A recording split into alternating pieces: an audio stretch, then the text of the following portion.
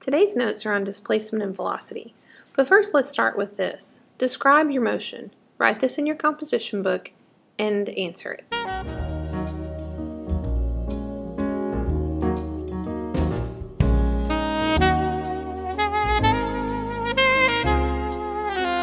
Well, let's see how well you did. You are on Earth, which is spinning on its axis at 1,037 miles per hour, which is orbiting the Sun at around 66,000 miles per hour, which is traveling around the center of the Milky Way at 480,000 miles per hour.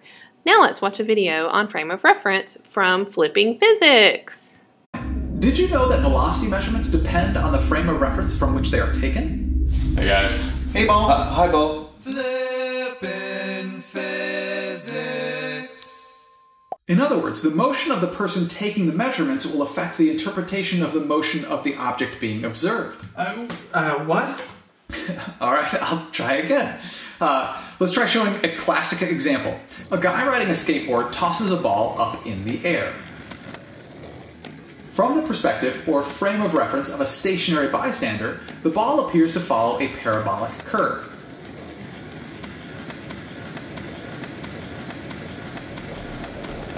However, from the perspective or frame of reference of the guy moving on the skateboard, the ball appears to move straight up and down. In other words, two observers moving with respect to one another will usually disagree on the description of the motion of an object. To put it one more way, all motion is relative to the observer's viewpoint, or what we call the observer's frame of reference. Thank you very much for learning with me today. I enjoyed learning with you. Can we please see those again? Yeah, please. Sure. I'll add another example, dropping a ball from a moving car. And I'll add some music. Till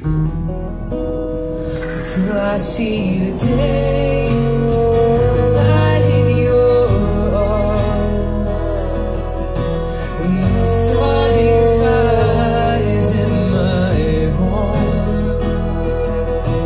Pretty cool, huh? Now let's talk some more about displacement and velocity. We will start with a discussion of vectors and scalars. A scalar is a quantity that has only magnitude, whereas a vector is a quantity that has both magnitude and direction. When we sketch vectors, we use arrows to represent them. When we write vectors in an equation, we put an arrow over the top of the variable as shown here. Now let's look at the difference between displacement and distance. Distance is a scalar quantity that refers to how far an object has traveled. Displacement is a vector quantity that refers to the overall change in position of an object. Let's look at this diagram real quickly. Distance would indicate the path that you actually walked. Displacement is the overall change from the start to the finish as represented by the green line. Now let's work an example. Write this in your composition book and we'll work through it together. Alright, so first we're going to draw a diagram. Hector drives 10 miles west, so we will draw an arrow, since that's a vector, going to the west and label it 10 miles. Next, he drove 20 miles south, so draw an arrow going south and label it 20 miles. And finally, we draw an arrow from the beginning of the trip to the end of the trip, and we label this with a D with an arrow over the top for displacement. Next, it asks you, how far did Hector travel? Well, his car went 10 miles, and then it went 20 miles, for a total of 30 miles. Whew, that was tough. Make sure you're showing all of your work and box your answer. Now answer the question, what is Hector's displacement? Remember, displacement is the overall change in position from the start to the finish, so it is the vector quantity shown with the red dashed line in the diagram. Well, my vector diagram is a right triangle and the displacement is the hypotenuse, so we're going to need to use Pythagorean theorem to find the value of d. Since Pythagorean theorem is a squared plus b squared equals c squared, this will look like 10 squared plus 20 squared equal d squared. Now solve it for d. Once you put that in your handy dandy calculator, you should get a displacement of 22.4 miles southwest. You do have to include the direction because it is displacement and it is a vector quantity. Box your answer and make sure you have that little arrow over the D. Now that you know all about the difference between distance and displacement, let's look at the difference between velocity and speed. Speed is a scalar quantity that refers to how fast an object is moving. In a car, we measure speed with a speedometer, and we use the equation speed equal distance divided by time. Units for speed can include miles per hour and meters per second, just to name a couple. Velocity, however, is a vector quantity. That refers to an object's speed in a given direction. In a car, it is measured with a speedometer and a compass to tell us direction, and the equation is velocity equal displacement divided by time. So let's examine these three questions. So what happens to your speed if you go twice as far in the same amount of time? Well, if you say your speed doubles, you would be correct.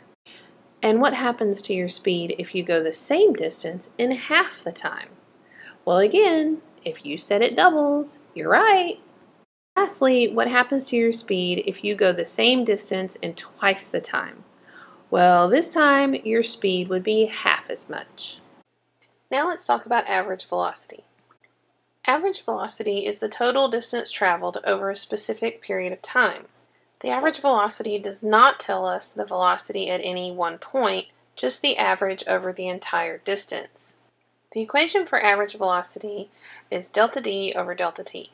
Hopefully you remember that delta means change in, and a change in is calculated by subtracting. It is always the final minus the initial value. This means that delta d would be d final minus d initial. And when you substitute this into the average velocity equation, it would look like this. Now let's do this example. Always start by writing down your given information. D is 35 kilometers and T is 30 minutes. Since I asked for the speed in kilometers per hour, the first thing you need to do is change the time into hours. 30 minutes would be 0.5 hours. The next step is to write down the equation you're going to use. Now substitute your values into the equation, put all of that into your handy dandy calculator, and you should find the speed to be 70 kilometers per hour. Let's do another example. Again, start by writing down your given information. The speed is 25 meters per second, and the time is 1 minute. D is your unknown. It's what you're solving for. Write down your equation, plug in your numbers, but remember, since the speed is given in meters per second, your time has to always also be in seconds. Therefore, we should use 60 seconds here instead of 1 minute. Put this in the calculator and you should get a distance of 1,500 meters.